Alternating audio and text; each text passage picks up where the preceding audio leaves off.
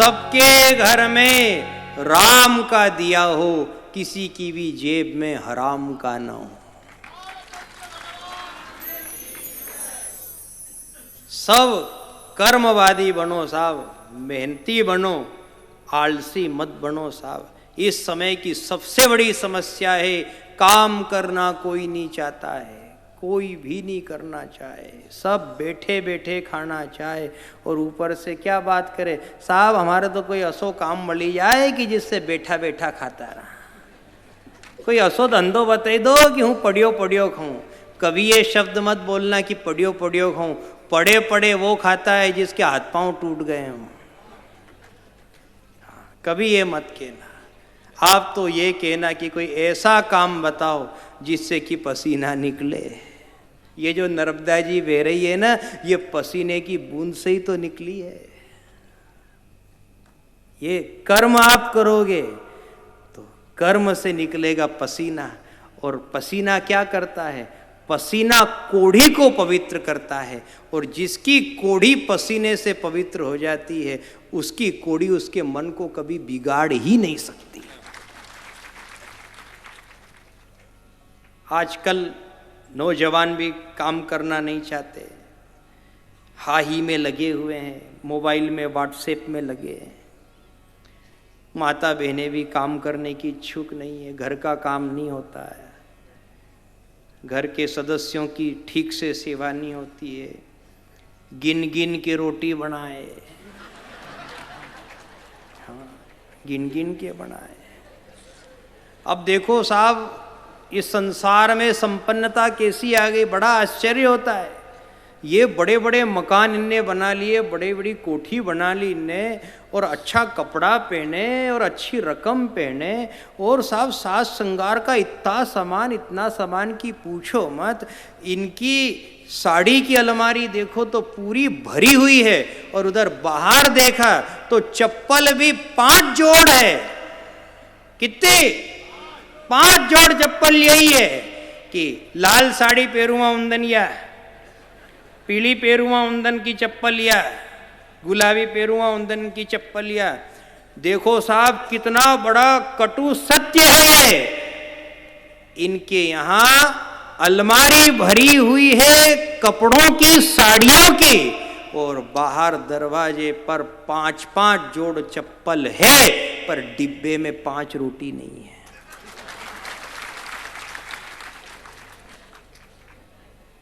सोचो, डिब्बे खोल के देख लेना। आज घर जाते ही पहला काम ये करना, अब डिब्बे खोलना सबसे पहले। कि तरीक है उन्हें कि ये तो गिनी गिनी ने बना है। अरे साहब 80 गिने, इनके सब मालूम कि ससुर जी 3 से ज्यादा नहीं खाएगा, हाँ, सास 4 से ज्यादा नहीं खाएगा, मारो आदमी 6 से ज्यादा नहीं खाएगा, छोरा छोरी 2-3 रोटी में निपटी जाएगा। इनने तो साहब गाय की भी नहीं बचाई। अब बताओ इसको संपन्नता कैसे कहें? हम उसे संपन्न नहीं मानते हैं जहां बाहर जूते चप्पल के ढेर लगे हों और साड़ियों से अलमारी भरी हो। हम संपन्नता उसे मानते हैं जहां यदि 4 साधु भी आ जाए तो भोजन कर ले, डब्बा भरा है, वह संपन्नता। अन्नपूर्णे सदा पूर्णे शंकर प्राण वल्लभे ज्ञान वैराग्य सिद्ध्यर्थम भिक्षाम देहि च पार्वती। नारी अन्नपूर्णा का स्वरूप है। इनका डब्बा जहां भरा रहता है वहां नियत भी भरी रहती है, और जहां नियत भरी रहती है वहां जैसे सुभद्रा के यहाँ ऋषि आए और तृप्त होकर के गए, द्रौपदी के यहाँ ऋषि आए और तृप्त होकर के गए, ऐसे इनके यहाँ भी कितने ही मेहमान आ जाएं तृप्त होकर के जाएंगे। भंडार भरा रहे साहब, कभी कोई कमी नहीं आए। भगवान सबके घर में ऐसी नियत दे, ऐसा सामंजस्य दे, ऐसा भाव दे कि जिससे ये सुसंपन्न हो जाए। अब केवल शिक्षा की बात मत करो कि साहब ये शिक्षित हैं, ये बीए हैं, ये एमए हैं, ये बीकॉम हैं। नहीं, अब तो साहब सुसंस्कारी की बात करो। और ये इकाम बिकाम से कुछ नहीं होगा। जिनने जिनने बिकाम कर लिया वो सब बेकाम हो गए। अब तो ऐसी संस्कृति की आवश्यकता है हमें कि जिससे हम कामदार भी बने और नामदार भी बने।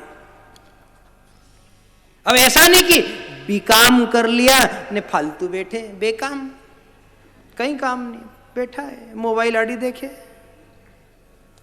नहीं, देखो शिव परिवार का दर्शन, फिर आपको वहीं ला रहे हैं साहब, बहुत गहरी कथा है ये। शिव परिवार का दर्शन आप करते हो, शिव पंचायतन जिन्हें आप मानते हो। शिव जी के कितने पुत्र हैं बोलो? 2 पुत्र हैं, एक गणेश जी और दूसरे कार्तिक स्वामी। शंकर भगवान का मंदिर हमें 2 पुत्र के दर्शन नहीं कराता है, शंकर भगवान का मंदिर हमें 2 चाबी के दर्शन कराता है। एक चाबी है कर्म और दूसरी चाबी है भाग्य। जब जब भी अब शिवालय में जाओ आप, तो जब कार्तिक स्वामी को और गणेश जी को देखो तो ये कथा को याद कर लेना कि ये 2 भाई नहीं है, ये 2 क्या है बोलो? ये दोनों चाबी है, और ये दोनों चाबी से ही खुलेगा।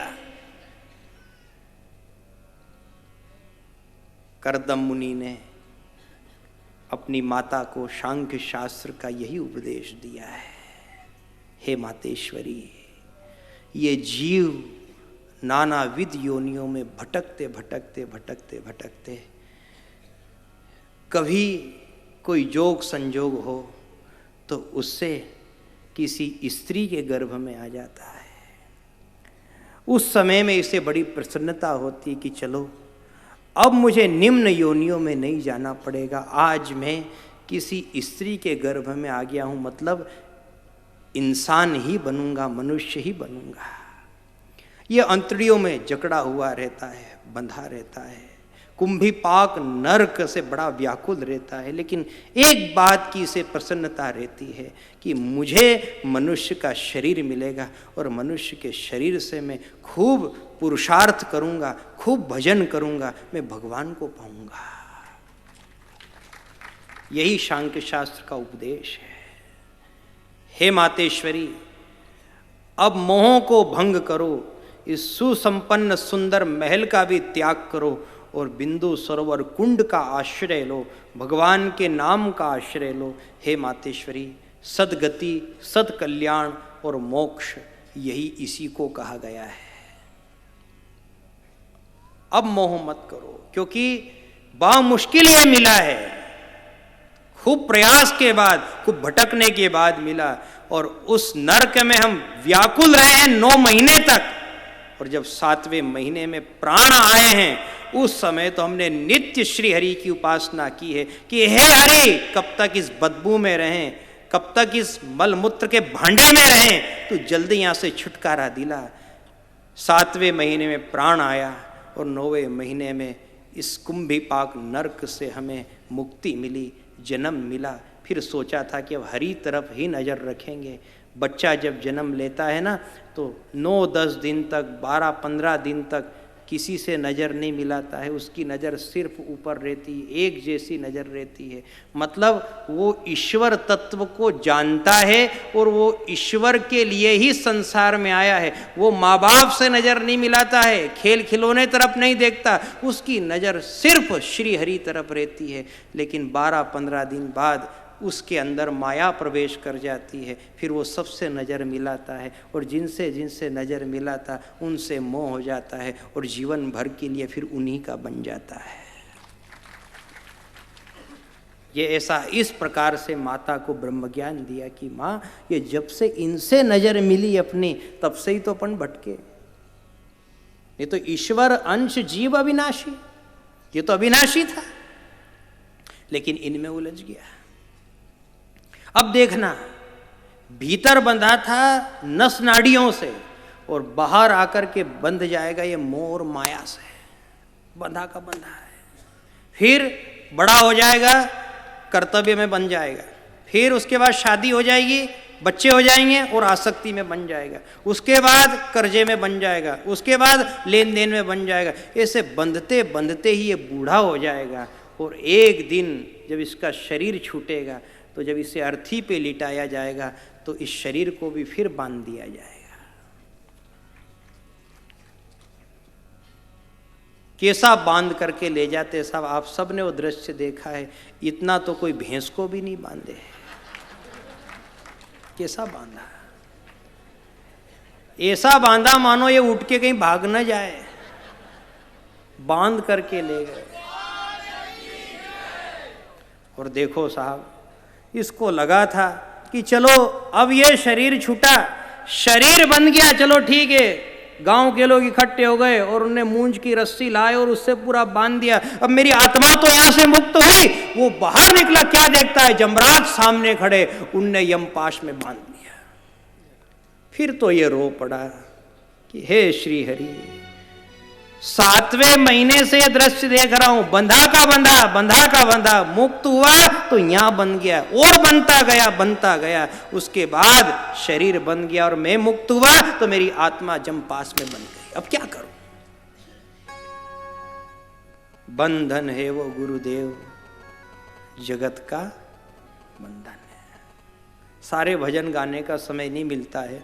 हमारे पास चिट्ठी भी आती, लोग आग्रह भी करते हैं, कहते हो फला भजन गाओ, फलाना भजन सुनाओ। और साहब भजन भी बहुत सारे, इतना समय मिल नहीं पाता है।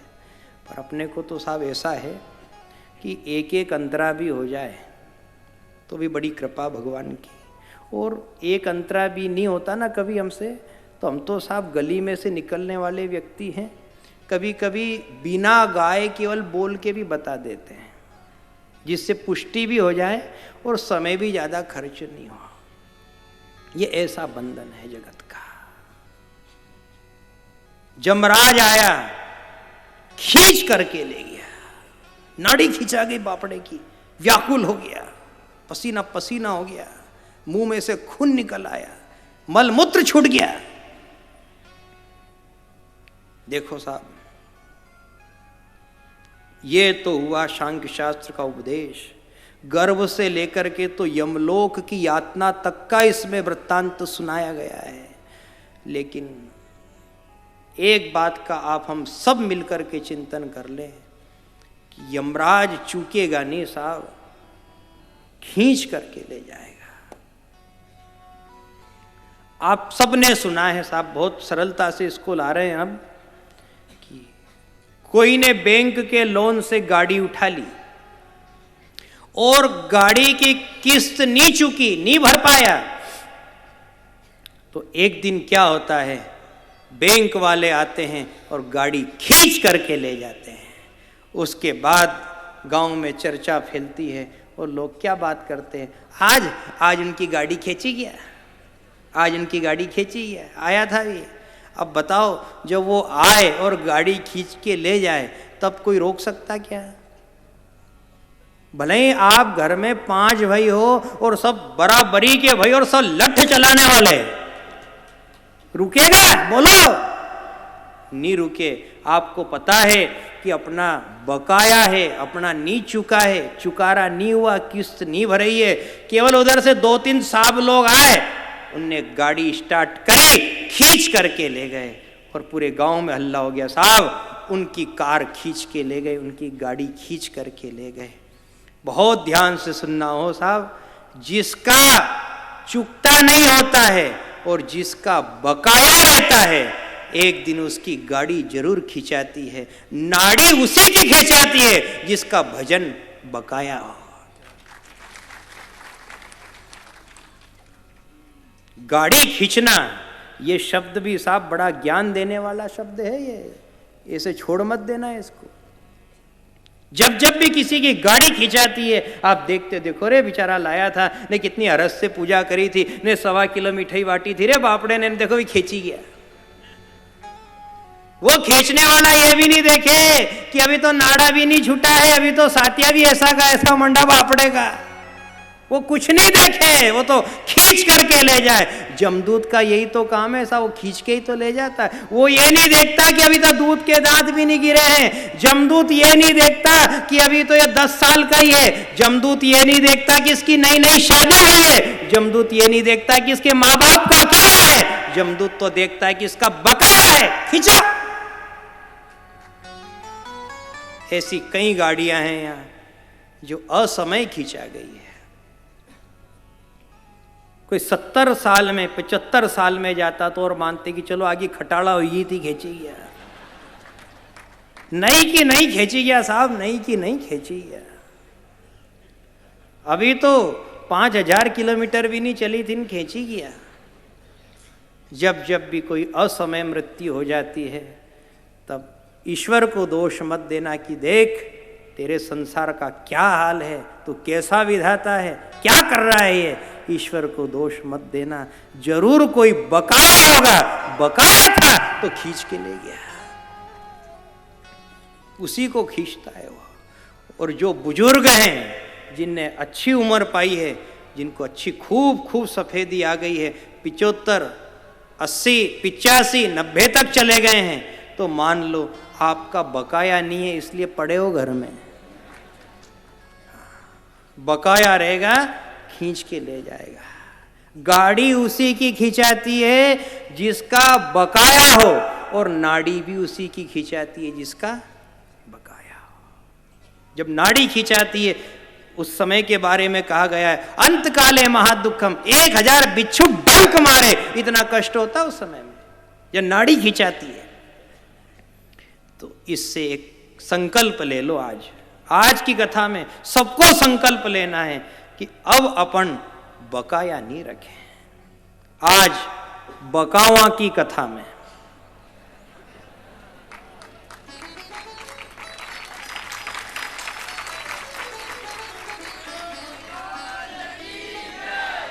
बकावा की कथा में तय कर लो नर्मदा की साक्षी में कि अब बकाया नहीं रखें, अब बकाया नहीं होना, चुका दो, ले लो माला, और खाली खोखट हाथ भर के मत बैठे रहना। हाँ, जपो मेरी नैया पड़ी है मझधार, प्रभु इसे पार लगा देना।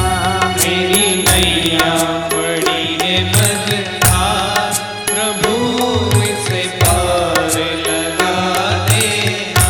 मेरी नैया पड़ी है मझधार, प्रभु इसे पार लगा देना।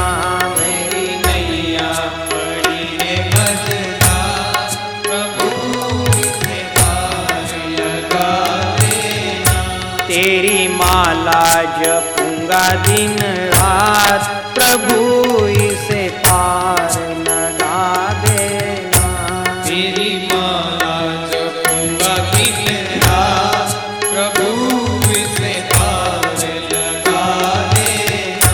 तुम तो जानो प्रभु जी घट घट की, मेरी नैया भंवर बीच अटकी।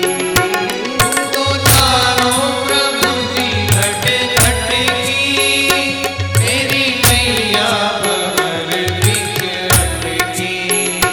तुम तो जानो प्रभु जी घट घट की, मेरी नैया भंवर बीच अटकी। तुम तो जानो प्रभु जी घट घट की, मेरी नैया भंवर बीच अटकी। कि कहीं डूब न जाए मझधार, कहीं डूब न जाए मझधार, कहीं डूब न जाए मझधार, प्रभु इसे पार लगा देना। कहीं डूब न जाए मझधार, प्रभु इसे पार लगा देना। तेरी माला जपूंगा दिन रात, प्रभु इसे पार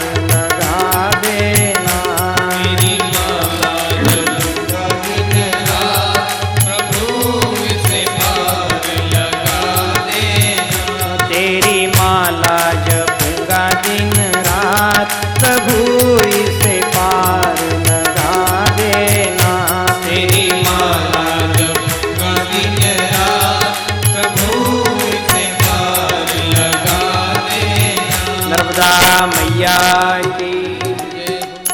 आज से संकल्प ले लो, तेरी माला जपूंगा दिन रात माला जपोगे तो इससे बकाया नहीं रहेगा। ये शिवजी के दो पुत्र नहीं है, ये दोनों भाई नहीं है, ये दोनों चाबी। ये बात आ गई, बात समझ में। अब ये क्या है? काया। तो काया किस लिए है? ये काया क्यों दी और इसका नाम काया क्यों रखा? अब इसके आगे की कथा आप बांध दो। हाँ, हम अकेले कब तक बोले साहब? काया इसीलिए नाम पड़ा कि बकाया मत रखना, बकाया नहीं रह जाए हो। और बकावा है साहब, ये तो बकावा और बकाया है। अपन सब यहां बैठे हैं, इसी बात पे बैठे हैं, बकाया नहीं रहे। अच्छा एक बात बताओ आप, एक साल में कितने महीने होते हैं? 12 महीने। ओम नमो भगवते वासुदेवाय में कितने शब्द हैं? कितने? 12 शब्द है ना। ये ओम नमो भगवते वासुदेवाय महामंत्र के 12 अक्षर आपके 12 महीने अच्छे रखेगा। 12 महीने घर में सुख शांति रहेगी। गांव में कोई साधु सिद्ध आए तो अपन यही तो प्रार्थना करते हैं कि बाप जी हमारा घर में साल भर शांति रहे, ऐसा कहीं आशीर्वाद दे दो, साल भर शांति रहे, साल भर। तो देखो साहब, दूसरा तो कोई साल भर की शांति नहीं देगा, पर ओम नमो भगवते वासुदेवाय ये साल भर की भी देगा और जीवन भर की भी देगा।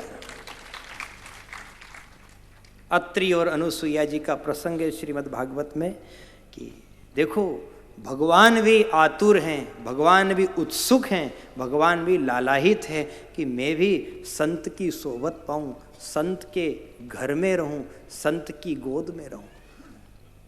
तो ब्रह्मा विष्णु महेश ये तीनों बाल स्वरूप से पधारे, पालने में झूले, अनुसुईया जी की गोद में खेले। ये ऐसी संतों की महिमा है। ये दक्षिण तट ये संतों का तट है। और ये दक्षिण और उत्तर की जो कथा है ये आपके आगे हम कल और परसों में रखेंगे, आज इतना समय नहीं हमारे पास, लेकिन इसको स्पर्श करते हुए निकल रहे हैं कि दक्षिण तट संतों का तट है। इसमें कई संत महापुरुष हुए हैं और जहाँ महापुरुष रहते हैं वहाँ भगवान जरूर आते हैं। तो हमें पूरा पूरा विश्वास है कि इस क्षेत्र में भगवान अनेक बार आया होगा। ये कथा से जोड़ करके कह रहे हैं आपको साहब, ये हमारी मनमानी नहीं चल रही है कि भगवान आया है। और अकेला भगवान नहीं आया, त्रिदेव आए और तीनों बच्चे बन करके आए। उधो हमें संत सदा अति प्यारे, भगवान ने गाया है ये। मैं भी चलता संतों के पीछे, जहाँ जहाँ संत पधारे, उधो हमें संत सदा अति प्यारे। जहाँ संत होते हैं वहाँ मैं जरूर जाता हूँ। ये दक्षिण तट संतों का तट है, ये आनंद तट है, ये परमानंद का धाम है। ये भागवत की कथा बड़ी विलक्षण कथा है और माँ के तट पे ये कथा हो रही है, तो यहाँ तो भगवान 7 दिन जरूर आएगा। इसलिए एक आसन से आप सब बैठे रहना और खूब प्रेम से कथा सुनना साहब। कोई भी आसन मत छोड़ना हो, पीठ दे करके मत जाना, जिनसे बैठा है वही बैठना, और नहीं बैठा है थोड़े से पीछे बैठ जाना, जैसे बैठा है वैसे बैठना। स्टूल पे बैठो, कुर्सी पे बैठो, पाँव पे बैठो, घोड़ा पे बैठो, हल्की पालकी से बैठो, कैसे भी बैठो, तो बैठना जरूर, क्योंकि बैठ गए तो मिल जाएगा, और यदि उठ करके चले गए तो नहीं मिलेगा। सती जी का यही तो प्रसंग है। महादेव राम कथा सुनाने लगे, लेकिन सती जी का मन कहाँ लगा उसमें, उठ करके चली गई। सती जी में भी दोष आ गया। तो भगवान को दोष तो चलता नहीं। आपने सुन लिया कथा में कि भगवान को नारियल चाहिए, गड़गड़ाहट, घोड़ा वोड़ा नहीं चले वहां। अब ये था खोटा नारियल, मन लगा नहीं भक्ति में, ये समझाते रहे, वो बात भी समझ में नहीं आई। और जब सती जी ने अपने व्यवहार से और स्वभाव से भूल करी, तब वही कथा आ जाएगी कि आयु, विद्या और यश ये अपने आप चले गए। क्यों शरीर छूटा था सती जी का? इसीलिए तो शरीर छूटा था क्योंकि स्वभाव बिगड़ा हुआ था। तो उस स्वभाव के कारण उनको पीड़ा हुई और पिता के यहाँ जाकर के उन्होंने योगाग्नि में अपने शरीर को छोड़ दिया। आयु तो अभी बची थी उनकी, आयु और लिखी थी विधाता ने, लेकिन वो जी ना सकी। आयु, विद्या, यश और बल, इन चारों का अंत हो गया। काय से? खाली महादेव को और उनकी कथा को पीठ देने से। इसलिए ईश्वर को, ब्रह्म को, भगवत कथा को कभी भी पीठ मत देना, सदैव भगवान में लगे रहना।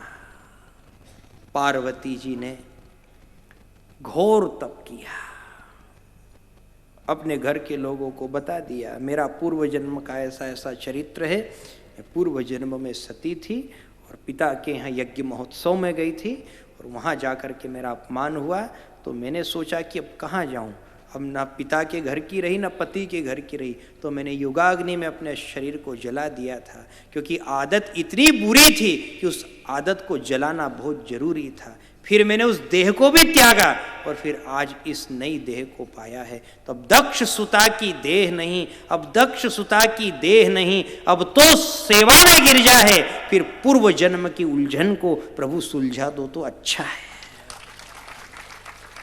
ये उलझन बहुत पुरानी है और बहुत पुराना बकाया है। अब बचपन से ही बैठ गई, ओम नमः शिवाय, ओम नमः शिवाय, ओम नमः शिवाय, ओम नमः शिवाय। माता पिता ने कहा, बेटा तू दिन रात जपे, 24 घंटा जपे, क्या हो गया तुझे? माँ मेरा बहुत बकाया है, इसलिए जपती हूँ। सदैव जपा और जप जप करके उन्होंने महादेव को पाया, महादेव की अर्धांगिनी बनी। उनको पा करके उनके श्री चरणों में प्रणाम किया और कहा कि अब आप मुझे कथा सुना दो। एक स्त्री जब विवाह करके ससुराल पहुंचती है, पति के आश्रय में पहुंचती है, तो और कोई साज श्रृंगार की चीज मांग सकती है, कोई और सामान, कोई और द्रव्य मांग सकती है, लेकिन यहाँ पार्वती जी ने सिर्फ कथा मांगी कि हे महादेव, हे पति परमेश्वर, आप मुझे सिर्फ भगवान की कथा सुना दो, बस कुछ नहीं चाहिए मुझे, और कोई अभिलाषा नहीं, अब तो बस कथा मिल जाए। और जिनको भगवान की कथा मिल जाती है, आपसे कल कहा ना, कुलवंत, धनवंत, गुणवंत और श्रीमंत, जिनको भगवान की कथा मिल जाती है वो गुणवंत और श्रीमंत बन जाते हैं। जिनको हरि की कथा मिले। ध्रुव जी का चरित्र आता है श्रीमद् भागवत में, उत्तानपाद राजा ने गोद से उतार करके अपमान कर दिया। सौतेली माता ने कहा, चला जा यहाँ से, निकल। रोते रोते अपनी माता के पास गए। माँ ने उपदेश दिया, बेटा इस अपमान से दुखी नहीं होना, पिता के व्यवहार से, स्वभाव से, सौतेली माता की कड़वी वाणी से रोना नहीं है। बेटा इन आंसुओं को यहां मत बहाओ, इन आंसुओं को भगवान के लिए बहा दो। आंसू बहुत महंगे होते हैं। एक डिस्पोजल भर के चाय भी ढुल जाए तो अखरती है, आधा लीटर दूध खराब हो जाए तो अखरता है। तो आंसू भी साहब कोई छोटी मोटी बपूती नहीं है साहब, आंसू की भी कीमत करो। आंसू भी ऐसे चाहो जिसके आगे मत उगराओ। सड़ी सड़ी बात के लिए रोने मत बैठो। उनने साहब मेरे को चाय की नहीं पूछी, उनने मेरा अपमान कर दिया था, रात को मेरे को उड़ने को बिस्तर नहीं मिला था, ऐसे खोखट मत रहो। ये आंसू बहुत महंगे हैं साहब। जब आप चाय दूध की इतनी कदर करते हो तो फिर आंसू की कदर क्यों नहीं करते हो? आंसू की कदर करो। यही बात कही माँ ने, बेटा तू चला जा और यही आंसू तू श्री हरि के लिए बहा। यही आंसू यदि श्री हरि के लिए बहाएगा तो तुझे एक दिन साक्षात सर्वेश्वर नारायण भगवान मिल जाएंगे। तू चला जा। निकले घर से, नारद जी मिले, ओम नमो भगवते वासुदेवाय महामंत्र लिया, इसी को जपा, 6 महीने में भगवान को पा लिया। भगवान को पा करके जब अपने घर पधारे तब माँ ने बहुत सुंदर बात कही, बेटा मैं तेरी सगी माँ हूं। कौन हूं? सगी माँ। और एक बात तू ध्यान से सुन ले बेटा, अब तू घर आ गया है तो तुझे विमाता का भी दर्शन होगा, क्योंकि वो भी तो इसी घर में रहती है, सौतेली भी यहीं रहती है। एक बात सुन ले, तू तप करके आया, भगवान को पा करके आया, मैं तेरी सगी माँ होकर के भी, पकड़ लेना शब्द को, मैं तेरी सगी माँ होकर के भी इन 5-6 वर्षों में तुझे तेरे पिता का भी सही सही परिचय नहीं करा सकी। सगी माँ होकर के इन 5-6 साल में तेरे पिता का भी मैं सही सही तेरे से परिचय न करा सकी, लेकिन तेरी सौतेली माता धन्य है जिसने तुझे परम पिता से परिचय करा दिया। मैं तो इसी भवन में, तेरे पिता रहते हैं इसी भवन में, उनसे भी तुझे नहीं मिला सकी आज तक, क्योंकि मेरी बिसात ही नहीं इतनी, मेरी चलती पहुंच ही नहीं है वहां तक। लेकिन सबसे पहले तू सौतेली माता को प्रणाम कर। क्यों? क्योंकि उसने तुझे परम पिता से मिला दिया। प्रणाम किया इन्होंने और भगवत भाव से, उसी संस्कार से इन्होंने वंदन किया। तो आपसे वही बात कही थी कथा में आज प्रारंभ में कि अच्छा व्यवहार और अच्छा स्वभाव ये हमें सतुगुणी बनाता है, और इस सत्व गुण से अष्ट सिद्धि और नवनिधि हमारी सहायक बन जाती है। यहाँ घर के भी ऐसे संस्कार थे कि अब इनका अपमान नहीं करना है, कि देख लिया माँ, तूने घर से निकाला था ना, मेरे को भगा दिया था, देख मैंने ईश्वर को पा लिया, अब कल से यहाँ का सम्राट मैं बनूंगा, तुझे रोटी नहीं दूंगा, तुझे घर से निकाल दूंगा। नहीं, ऐसे संस्कार नहीं थे यहाँ के। यहाँ तो ऐसे संस्कार थे कि विमाता आपके कारण मुझे परमपिता मिले, तो मैं सबसे पहले आपको प्रणाम करता हूँ। सगी माँ की सेवा बाद में करूँगा, पहले आपकी सेवा करूँगा।